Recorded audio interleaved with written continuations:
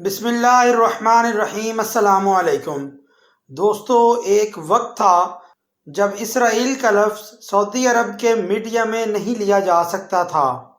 کسی اخبار، کسی ریڈیو یا پھر کسی ٹیلی ویژن چینل پر اسرائیل کا نام لینا ممنوع تھا۔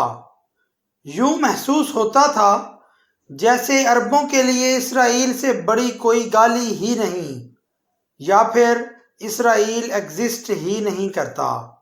یہ دشمنی اتنی زیادہ تھی کہ سعودی عرب کے پہلے بادشاہ جنہوں نے سعودی عرب کی بنیاد رکھی تھی، شاہ عبدالعزیز، جب انہیں پتہ چلا کہ عربوں کی سرزمین پر یہودیوں کو لا کر بسایا جا رہا ہے اور ان کے لیے ایک الگ ملک اسرائیل کے قیام کی پلاننگ کی جا رہی ہے، اور یہ پلاننگ ان کے دوست امریکہ اور برطانیہ ہی کر رہے ہیں، تو شاہ عبدالعزیز نے امریکی صدر روزویلٹ سے رابطہ کیا اور ان سے پوچھا کہ عربوں نے آپ کا کیا بگاڑا ہے؟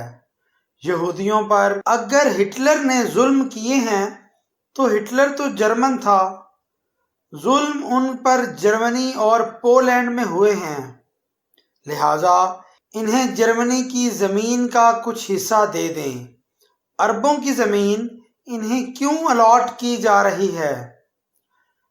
امریکی صدر نے شاہ عبدالعزیز سے وعدہ کیا کہ اسرائیل کا قیام یا وہ علاقہ جسے فلسطین کہا جاتا تھا، اس کے مستقبل کا فیصلہ عربوں کی مرضی کے بغیر نہیں کیا جائے گا۔ سعودی شاہ مطمئن ہو گئے۔ اب دوستو، یہ جو روزویلٹ تھا، یہ امریکہ کے بڑے ڈارلنگ صدر تھے۔ وہ پولیو کے مریض تھے، چل پھر بھی نہیں سکتے تھے، بہت بیمار رہتے تھے، تو ہمدردی کا ایک ایلیمنٹ بھی موجود تھا، اور سیکنڈ ورلڈ وار میں وہ اپنی قوم کی قیادت بھی کر رہے تھے، اور امریکہ یہ جنگ جیت رہا تھا۔ اس لیے امریکنز کو یہ صدر بہت اچھے لگتے تھے، اور آج بھی انہیں اچھے الفاظ میں یاد کیا جاتا ہے۔ اور مسئلہ یہ تھا کہ روزویلٹ ایک خطرناک بیماری میں مبتلا تھے جسے دنیا کی نظروں سے چھپایا جا رہا تھا، ایون امریکہ کی عوام کو بھی اس کا نہیں پتہ تھا۔ اور پھر ہوا یہ کہ اسی بیماری میں دوران صدارت وہ انتقال کر گئے۔ جب روزویلٹ چل بسے تو ٹرومین نئے امریکی صدر بنے۔ سعودی شاہ نے اس نئے امریکی صدر سے اپنے وہی تحفظات دہرائے جو روزویلٹ کے سامنے پیش کیے تھے، تو ٹرومین نے بھی عربوں کو یقین دلایا کہ جو وعدہ روزویلٹ نے کیا تھا وہ اسے نبھائیں گے۔ اب سعودی شاہ ایک بار پھر مطمئن ہو گئے۔ تو دوستو، یہاں آتا ہے ایک نیا کریکٹر۔ وہ کریکٹر ہے شاہ فیصل بن عبدالعزیز کا۔ وہ شاہ فیصل جن کے نام پر ہمارا شہر لائل پور سے فیصل آباد بنا اور اسلام آباد کی مسجد فیصل مسجد بنی۔ یہ شاہ فیصل اس وقت سعودی عرب کی بادشاہت میں وزیر خارجہ تھے۔ شاہ فیصل عبدالعزیز کے چہیتے بیٹے تھے۔ وزیر خارجہ ہونے کی وجہ سے امریکہ سے سارا معاملہ یہی ڈیل کر رہے تھے، اور یہ معاملہ بہت اچھے طریقے سے چلا۔ امریکہ پہلے دن سے سعودی عرب سے بہت اچھے تعلقات رکھتا تھا، اور انہوں نے اسرائیل والے معاملے پر سعودی عرب سے وعدہ بھی کر رکھا تھا، سو ان کو یقین تھا کہ امریکہ اپنا وعدہ پورا کرے گا۔ اب سوچئے کہ امریکہ نے یہ وعدہ جو پورا کرنا تھا، یہ کہاں کرنا تھا، کس جگہ اور کس طرح کرنا تھا؟ تو دوستو، یہ وعدہ پورا کیا جانا تھا اقوام متحدہ کی جنرل اسمبلی میں۔ وہاں نومبر 1947 میں جب پاکستان اور بھارت کو قائم ہوئے صرف 3 ماہ کا عرصہ گزرا تھا۔ اس وقت نومبر 1947 میں ووٹنگ ہوئی تھی۔ ووٹنگ میں یہ طے ہونا تھا کہ اقوام متحدہ کے رکن ممالک اسرائیل کے قیام کے حق میں ووٹ کریں گے یا پھر اس کے خلاف ووٹ کریں گے۔ دوستو، جب یہ ووٹنگ ہوئی تو اس میں مزے کی بات یہ ہے کہ بھارت، جو اب اسرائیل کا اسٹریٹجک پارٹنر بنا پھرتا ہے، اس نے اور پاکستان نے، یعنی دونوں نوزائیدہ مملکت نے اسرائیل کے قیام کے خلاف ووٹ دیا۔ دوستو، اس اجلاس میں سعودی عرب کو اس بات پر یقین تھا کہ امریکہ بھی ان سے کیا گیا وعدہ پورا کرے گا اور اسرائیل کے قیام کے خلاف ووٹ دے گا، لیکن ایسا نہ ہوا اور امریکہ نے نہ صرف اسرائیل کے قیام کے حق میں ووٹ دیا بلکہ اس کے لیے لابنگ بھی کی۔ اب اس بات نے شاہ فیصل کے تن بدن میں آگ لگا دی۔ دوستو، یہ وہی عرب خطہ تھا جس نے فرسٹ ورلڈ وار میں خلافت عثمانیہ سے بغاوت کر کے برطانیہ کو اس علاقے میں قدم جمانے کا موقع دیا۔ فلسطین میں برطانیہ کے قبضے کے وقت بھی عرب بھی برطانیہ کے شانہ بشانہ لڑ چکے تھے۔ انہی کی وجہ سے برطانوی امپائر اپنے عروج پر پہنچی تھی اور فلسطین میں یہودیوں کی آباد کاری کا دروازہ بھی اسی دور میں کھلا تھا۔ امریکہ سعودی عرب کا اچھا دوست تھا۔ بہت سی امریکن کمپنیز اس وقت سعودی عرب میں تیل نکال رہی تھیں، جس سے سعودی عرب امیر ہو رہا تھا۔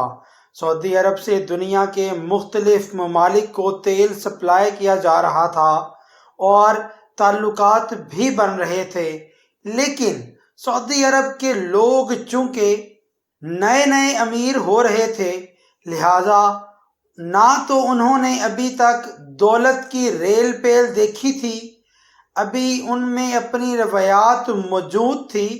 ان کے لیے لڑنا، مرنا، جنگ کرنا یا پھر اپنے نظریات کی خاطر سب کچھ لٹا دینا زیادہ مشکل نہ تھا، کیونکہ ابھی وہ اسلام سے زیادہ دور نہیں ہوئے تھے، کیونکہ ابھی کل تک تو وہ بدو تھے اور بدوؤں والی زندگی گزارنے کے عادی تھے اور اسی میں رہ رہے تھے۔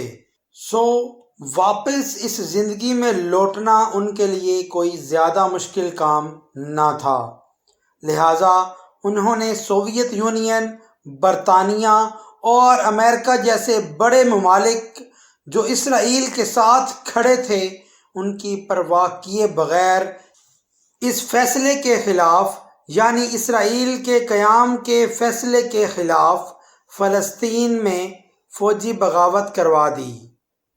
پہلے تو عرب اسرائیل کے گرد رہنے والے لوگ، یعنی شامی، اردنی، مصری، ان سارے ممالک کے لوگوں نے فلسطینی عربوں کے ساتھ مل کر یہودیوں سے لڑنا شروع کر دیا اور ان کی پٹائی کرنا شروع کر دی، ان کو بھگانے کی پوری کوشش کی۔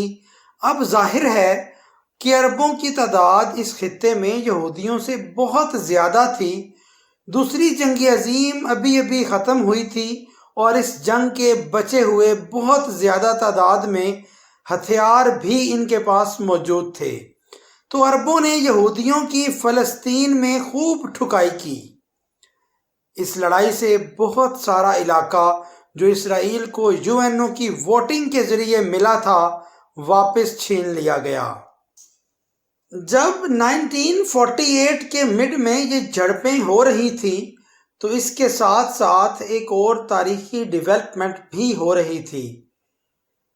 وہ یہ تھی کہ ایسے یہودی فوجی جنہوں نے پہلی اور دوسری جنگ عظیم لڑی تھی، بہت گریٹ سولجرز تھے، وہ پوری دنیا سے آ کر اب اسرائیل میں جمع ہونے لگے۔